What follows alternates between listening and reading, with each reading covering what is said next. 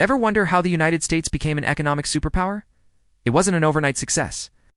Let's travel back to the late 1700s, right after the American Revolution. The new nation was broke, in debt, and struggling to find its footing. The future looked uncertain, to say the least. Most people were farmers, and the economy was pretty simple. But then something incredible happened. A man named Alexander Hamilton, the first Secretary of the Treasury, stepped onto the scene with a revolutionary idea. Hamilton had a bold, and at the time very controversial plan. He proposed that the new federal government should take on all the war debts from the individual states. This was a huge gamble. Many states, especially in the South, had already paid off their debts and didn't want to bail out the others. It sparked a massive political battle.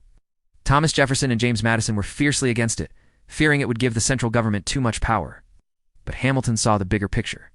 He argued that by assuming the debt, the United States would prove to the world, and to its own citizens, that it was a reliable country that paid its bills. This would build national credit. After intense negotiations, a deal was struck.